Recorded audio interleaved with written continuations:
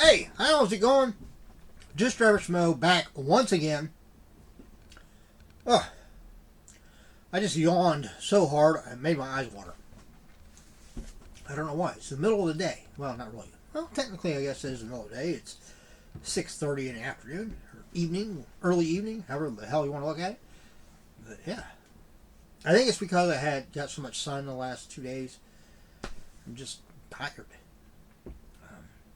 It's amazing how the sun can have that effect on you. Kind of sucks. But today's just a day for relaxation. I'm just going to sit around, watch some TV and stuff. I'm going to get busy getting some stuff done around the house tomorrow. Monday, back to work. Full work week. Sometime during the week, I have to stop and look into getting set up to get oil changed in my car. I'm going to try to do that with my next paycheck. Because I should have a decent check. And get oil changed, so that's done, taken care of. Because I'm going to start taking some road trips, just like one-day road trips on the weekends. We're already planning on going to, well, I say we, my daughter, her husband, my grandsons. We're going to go to, in June, I think June 14th or something is when we decided. We're going to go to Sugar Creek, Ohio. They call it like the little Switzerland of Ohio. So we're going to go there, see what it's like. And then I think September. Pretty sure it's September. I don't remember the exact date though. But it's a Saturday and Sunday. We're going to go on Sunday. Just because my daughter's always off from work on Sundays and she don't have any like photo shoots or anything scheduled. I think she actually has. I don't think it's a photo shoot, but I think she had something else planned for the Saturday of that weekend. But it's in September. We are going to go to Point Pleasant, West Virginia, to go to the Mothman Festival. I haven't been to it yet. But we're going to go check that out. And I'm going to try to do a few other road trips. And maybe, if she's free, she'll be able to go with me. I encourage everybody out there. If you got days off, it doesn't even have to be a weekend. But if you have a day off, whatever your state is, or if you're in another country, get out a map, bring up Google Maps, get out a paper map. They actually do make paper maps. I know, it's a weird concept. But, and just look around and look for some place you've never been. Some town that's got a weird name or something, and you wonder, why is it called that? Or look for, if you're the type that, if you're like me where you can go and do just about anything. I mean, I like going to museums. I like going to the zoo. I like going to, theme parks. I don't mind. I'm not, I've gotten to the age now where I'm not real big on going on the rides just because they give me a freaking headache. My head rocking around. But, I can do all kinds of stuff. So look for attractions. Go see something. Go do something you've never done before. And for those of us here in Ohio, people always complain about, well, there's nothing to do in Ohio. There's plenty to do in Ohio if you're willing to get out and just drive. And avoid the interstates. That's boring. Now, make sure you got a full tank of gas. Make sure your car's, like I said, get your oil change, whatever, before you embark on a road trip. But use your phone. Almost everybody's got a smartphone now. You have access to Google Maps. Get you a charger in your car so you don't run down your phone completely using Google Maps. Plug it in, use Google Maps, and don't even put in destination. Or put in a destination, but don't go the route. Either don't go the route it says, because it will automatically update. So if it tells you to turn right, say, screw you, Google. I think it looks more interesting this way. I'm going to go left. You figure out where we're supposed to go from there. See the sights. Take it all in. If you see something interesting and it's open to the public, stop. Take a few minutes. Investigate. And then come back here and report on what you found. Share with the rest of the group. Which I will definitely do once I take these road trips.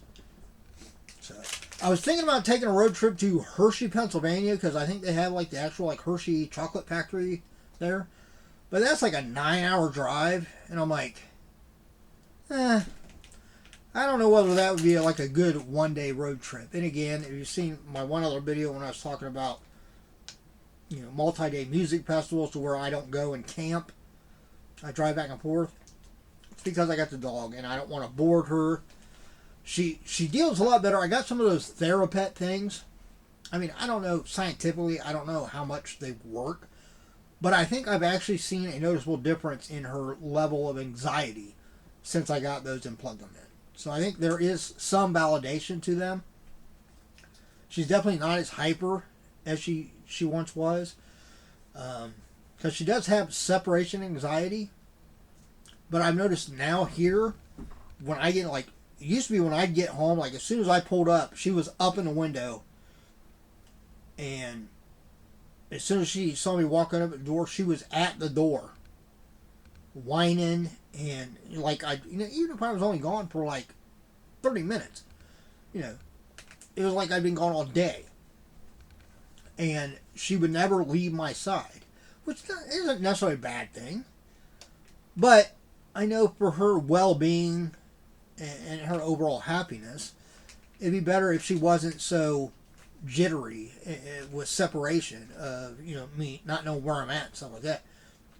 I've noticed since I got those things, I think she's a lot calmer when I'm not here at home, because when I come home, she still greets me at the door, but she's not like panic mode or anything like that, or overly excited. She's more laid back. There's a few times when I walked in and she's been so at rest in the bedroom, laying on the bed, that she doesn't even hear me pull up. It's not until I actually walk in the door that she gets up. There's been a few times where I walked in and I look in and she is just stirring and stretching to get off the bed because she's so calm. So that's a good thing. But yeah, I don't want to bore her because of the separation anxiety, and I don't really want to, entrust, not only just entrust, but have somebody else have the responsibility of coming in and checking on her and letting her out and feeding her and stuff like that. Especially because she's very laid back with me, because she sees me all the time, obviously. But when it comes to other people coming to the house, she doesn't understand the concept of personal space. So, she's the one that she's an explorer type. So if she managed to get out the front door, she'd be off and running to explore. And my biggest fear is that she takes off and she gets out of sight, and then somebody catches her, and instead of doing the right thing, they just decide, well, this is a really nice looking dog, I'm just going to keep it, and then I never see her again. Or even worse, or really on the same level, she'd get hit by a car or something like that. So, anyway, see, I ramble a lot. I ramble. Let's dive into the Zenith Football. I haven't opened Zenith in a while. Is there anything? I don't really see anything jumping out at me in this. I mean, obviously you can pull. What does it say on here?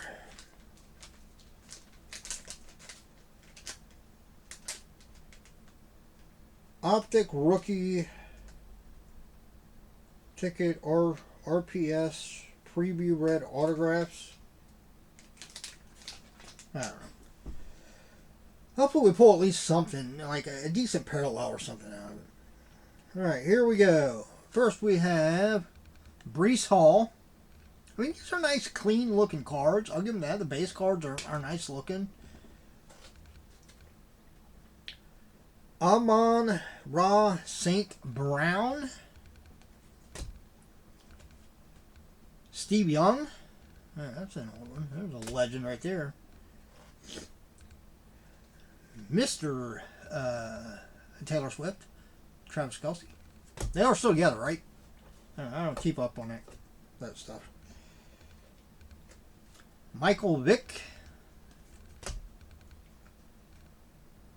Aaron Jones. Myles Garrett. Jalen Hurts, Josh Jacobs, Richard Sherman, Josh Allen, Adam Vinatieri, rookie for Jahem Bell,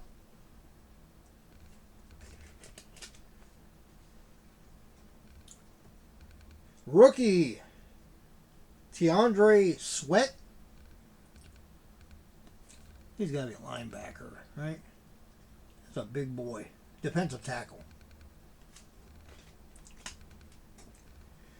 Alright, we've got, it looks like an Idols insert for Jim Kelly and Josh Allen. Not numbered or anything. Got kind of that refractor silver around it. It's not a bad looking card. I don't really focus on it. Oh, there we go. It's not bad. It's only be a couple bucks, right? All right, we've got a rookie for Jatavian Sanders. Rookie for Adisa Isaac. Rookie for Jordan Travis. Darius Slayton. Hines Ward. Trevor Lawrence. Michael Wilson. Tyrese Hill. Or is that? Yeah, Hill. I wasn't sure that was Hill or Hall. Pat Fryermuth. Is that how you pronounce that? Anthony Richardson. Terry McLaurin. Jim Harbaugh. Legendary quarterback. Deontay Johnson. Drew Brees. Michael Urban. And the last card is TJ Watt. So, nothing outrageous out of that. No autos, no mems, no like really big parallels. I mean, really we didn't pull any parallels. Some decent rookies probably. Again, they're rookies, so those will be ones to hold on to for a little while and see how those players do over a couple seasons. We did pull the Idols insert. I don't know whether that is a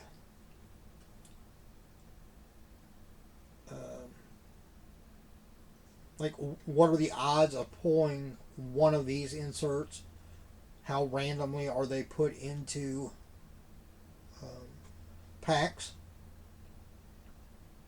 But it's cool. I like the look of it. You know, it features both players. One of them in color right there, the one in black and white. Obviously, you know, the overall is Jim Kelly, and then the smaller in the corner is Josh Allen. Both played for Buffalo. So, I think I paid like $9 or something like that for that. So, you think my money's worth? I don't know. It'll probably, you know, something like that, it probably really depends on the rookie cards, how those players do.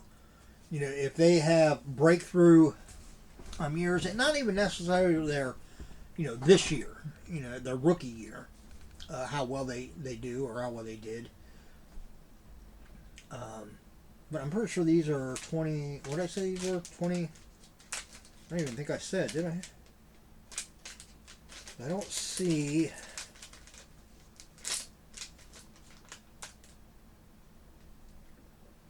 Yeah, it doesn't show a year on the outside of here.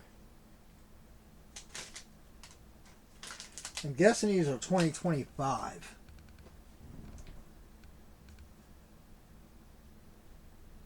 Yeah, because the copyright date on the back is 2024, so that's when they're produced, probably for the 2025 release.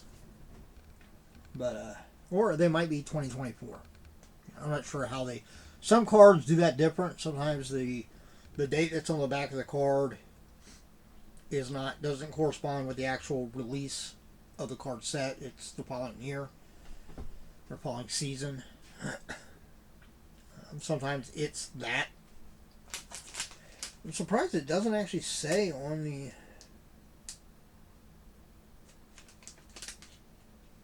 Yeah, I do not see a year on the pack. And I'll give you a look. Do you see a year anywhere, or am I just not seeing it? If you see the year, comment down below. Let me know what it is for sure. But yeah,